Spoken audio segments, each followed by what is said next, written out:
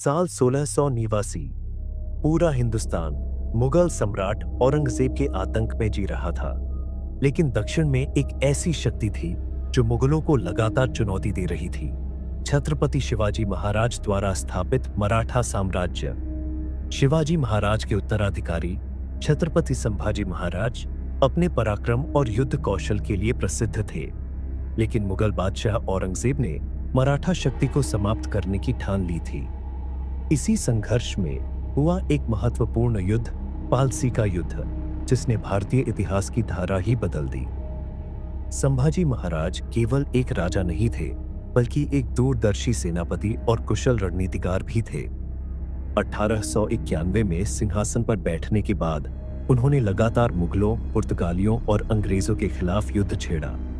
उनके शासनकाल में मराठा साम्राज्य ने गुजरात, कर्नाटक और मध्य भारत तक अपनी शक्ति फैलाई। औरंगजेब ने मराठों को हराने के लिए एक विशाल सेना भेजी। उसने दक्षिण भारत में कई साल बिताए, लेकिन मराठों के गुरिल्ला युद्ध और तेज हमलों के कारण उसे भारी नुकसान उठाना पड़ा। वह संभाजी महाराज को हर हाल में पकड़ना चाहता था ताकि मराठा शक्ति का अंत हो सके।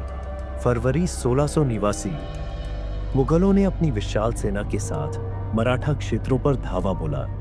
मकरंद पंडित और मुकर्रब खान की अगुवाई में मुगल सेना ने पालसी क्षेत्र को घेर लिया।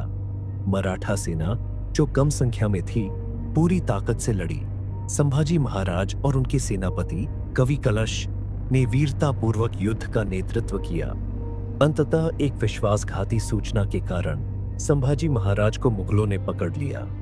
उन्हें मुकर्रब खान की सेना ने बंदी बना लिया और औरंगजेब के सामने पेश किया गया। मुगल बादशाह ने उन्हें इस्लाम कबूल करने का प्रस्ताव दिया, लेकिन मराठा वीर ने इसे ठुकरा दिया। संभाजी महाराज ने अपना धर्म और स्वाभिमान नहीं छोड़ा। औरंगजेब ने उन्हें यातनाएं देने का आदेश दिया। उन्हें लगातार कई दिनों तक अमानवीय यातनाएं दी गई, लेकिन उन्होंने हार नहीं मानी। अंततः 11 मार्च 1689 को उन्हें बेरहमी से मार दिया गया। उनकी शहादत ने मराठा साम्राज्य को और अधिक शक्ति दी और मराठों ने अगले कई दशकों तक मुगलों को चैन से बैठने नहीं दिया। संभाजी महाराज का बलिदान व्यर्थ नहीं गया। उनकी मृत्यु के बाद मराठों ने एकजुट होकर मुगलों के खिलाफ जबरदस्त संघर्ष किया और अंततः मुगल साम्राज्य के पतन की नींव रखी।